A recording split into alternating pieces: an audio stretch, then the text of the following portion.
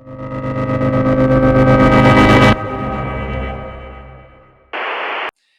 how you doing? We're going to take a look at color schemes for rooms, okay? And the question I got was, how do we get a color scheme color into a room schedule? Why wouldn't you do that? Why wouldn't you? The reason you wouldn't do it is because you can't do it, okay?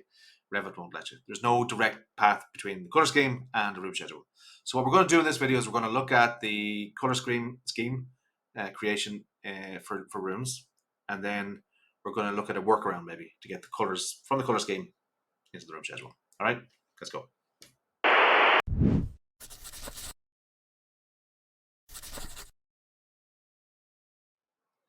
Our example here is the first floor of an apartment building. Okay, the brown area is a common walkway. So on my right hand side here, tiled, I have the room schedule. Now I have one additional parameter that you won't have unless you make it yourself, which is unit number. With that, I've assigned each room to an apartment. Okay, but it's not that important for the room schedule. I got my room name, which I've sorted this room schedule by. Okay, and I have occupancy. Okay, we're going to use the occupancy parameter to create the color coding. Okay, now you could create a new parameter, and I probably would, but I'm just going to use one that's there, occupancy. Okay, I already know that I have 6 room types. Okay, so I have the entrance hall, I have bathrooms, I have storage, I have the living room and kitchen, living area, I have bedrooms, and I have balconies. Okay, so I'm going to organize those in the occupancy parameter, as I said. So bedroom 1 and 2 will both be classified as a bedroom, and that way I can work my color scheme based on the occupancy. Okay, so what I've done here in my schedule is I've organized or sorted the schedule by room name. Okay, now what I'm going to do is I'm going to uncheck itemize every element so that I can group change parameters. Okay, so if I go into my fields in my room schedule, sorry, not fields, sorting and grouping, I'm going to go down here where it says itemize every instance. I'm going to uncheck that, and now I just have the groups. Okay, so balcony, bathroom, bedrooms, coats comes under storage, entrance hall, kitchen, living room, storage 2, storage 3. Okay, I'm going to work my way through the apartment for occupancy type. So I'll start with the entrance hall. Okay, I'm going to call that 01 circulation. Okay, then maybe storage. We'll start with the coats with 02 storage. Now, because I have it in the list now, I can select from the drop down for storage. Storage 2 and 3. Then for number 3, maybe bathroom. So 03 space bathrooms. 04 maybe bedrooms. You see the issue here, right? So if we did this color scheme by name, you'd have different colors for bedroom 1 and bedroom 2 and for different storages. But by making all bedrooms one occupancy and then making the color scheme by occupancy, you have a one color for all bedrooms. Okay, so 04 bedrooms for bedroom 2, and of course these are occupancy is an instance parameter. 05 then maybe for kitchen and living for the living space. So 05 living space, and then drop down menu living space, and then the balcony, which I know is not a room, but for scheduling areas and so on, I'm going to use rooms. So 06 balcony. Enter. Okay. Okay, we've got 6 values now under occupancy, and not in the occupancy parameter, which is an instance parameter. So our color scheme, when we organize it by occupancy, we're going to have 6 different colors, and each of these rooms are going to be one of those 6 different colors. Okay, go into your floor plan, and with nothing selected, go down in the properties to color scheme, not system color scheme, color scheme. Select, should have none. Now, by default, we'll get this spaces color scheme option. We don't want that. We want rooms. So select the drop-down menu and go to rooms. You'll have some default schemes there already. So you can't really create a new one. You can only duplicate one and rename it and give it different values. So select by department, let's say, and copy, and call it by occupancy. Enter. Now, the title, which appears on the color scheme, I don't know, we'll call it just color scheme for now, okay? If you have a better name, go ahead. And it's color by, not by department, color by occupancy. Okay? That's fine. Accept. And there we are. So we have 6 colors, which we can edit now. Just a comment, actually, this pastel sort of really soft touch coloring is good, right? Now they're all a bit sort of close on a scale, though, mind you. And I have I'm going to get them different colors. Okay, so I'm going to change one or two of them on the recording, and then I'll just do the rest and save you the trouble of watching it, and I'll come back in. Okay, so circulation, I don't know why, but generally I just do that in a yellow. So I'm going to go to yellow and soften it back here. Okay, all right, okay. I'll go into my storage and I'll do something else. What? Maybe some kind of brown color or something, or orangey brown. No, maybe that one. There. Okay. And bathrooms, I'll do on a green scale, maybe.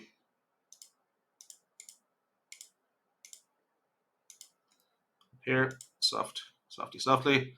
Okay. Okay, I messed around with those colors there a little bit off camera to I'm sort of happy with them. Okay, so we have our 6 different colors. Okay, you can see it in the background it's working there. Okay, so the next thing we want to do then is put a legend on the screen. So that's in the annotate tab under color fill legend right here. Okay, select that and plonk it in. This goes in your view, by the way, not on the sheet. So you'd put a schedule on the sheet. This goes actually directly into the view. Okay, so select it and we can edit the size of the swatch, which is the little color blob, right? So select and I'm going to edit type. I'm going to make the swatch width maybe, I don't know, 15 times 7.5. Just see what that looks like. And okay, there's other things you can interfere with there. We can make this wider as well, and that's pretty clear what that is, right? Okay, I've turned off I had a filter on for the walkway to give that a graphic override, and it was just interfering with the color scheme, so I turned that off. Okay, now if you've got this far and you have the color scheme done, you have the color scheme done. Well done. But we don't have color scheme in our room schedule. So what are we going to do? Now this is a workaround. This is static. What I'm going to do is I'm going to add the parameter of image into the schedule, and I'm going to make these colors as images, and I'm going to put them into the schedule that way. Okay. Okay, so I'm going to need to go back into my color scheme and take note of the colors, the RGB colors. Okay, so color scheme by occupancy, and I'm going to go in one at a time and take note of these values here, RGB, red, green, blue. So this color yellow is 255, 255, 217. Then storage is 225, 225, 225 because that's a grey. And the bathrooms is 230, 242, 255. You can have your own colors, obviously.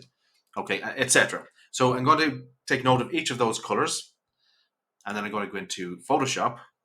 If you don't have Photoshop, you could make a region of this and use your screen snip tool. It wouldn't be as accurate, maybe, but it'll be probably close enough. Now, I'm not an expert at Photoshop, but I'm going to give it a try, okay? So Photoshop's open. Here we are. Okay, in Photoshop, go to the drop down from the Paint Bucket tool. Paint Bucket tool. And in the properties over here, click on Fill. And just change the RGB value to the yellow. In my case, 255. It's already 255. 217. Okay. Done. File. Save as. It was occupancy 02, let's say. 01, I should say. Sorry. 01. Save. I'm going to save it as a small file. Okay. Then I'm going to change it to the next one was the gray 225. 225. 225. 225. Okay. File save as. Occupancy 2. Save. Okay. Then occupancy 3 was clicking the fill again. Or 230, 242, 255. Okay. File. Save as. Occupancy 03. And so on through the list. Okay. Okay, we're back in Revit, back on safe ground. Okay. Now I'm going to add a new field into the room schedule, okay, for images. So go to your schedule properties and go to fields, edit, and select from the list of available parameters, image, insert, and okay. Now we've batched these rooms into occupancy, so we can affect a bunch of them at once. So under image for 06 balconies, I'm going to click on the associate button and add image. Find the folder that you saved your images in and occupancy 06, open, and okay. I'll do the same for bathrooms as 03, add 03, open, okay. Bedrooms 04, add 04, okay, and okay, and then bedrooms again. This time I can just associate it with the one we just loaded. There we go, 4, okay, and so on through the list. So I've got the whole schedule populated now, okay? So there's nothing there on the schedule page, okay? So we just close the room schedule. That's fine. We go onto our sheet. So I'll zoom out and deactivate the view, and I'll put that room schedule onto the sheet. Okay, where's it gone? Room schedule. There you are. Just fired over here somewhere. And you see we have our color scheme color on the schedule. Fantastic. Actually, do you know, you go back into that and change the name obviously to color scheme. That would be more appropriate. And there we are. So adjust your schedule as appropriate or as you would otherwise with different formatting, etc., and hide whatever columns you don't want. But the point is, you have your color scheme colors now on the schedule. Now it's not dynamic. It's not going to change if your color scheme changes. But it's the best solution I could come up with, and it works. Okay, it's not so bad. Right, it's pretty good, and it looks right. Okay, will that do? Hope you found this useful. Hope you enjoyed it. I think it was. I think this is a kind of a neat little trick.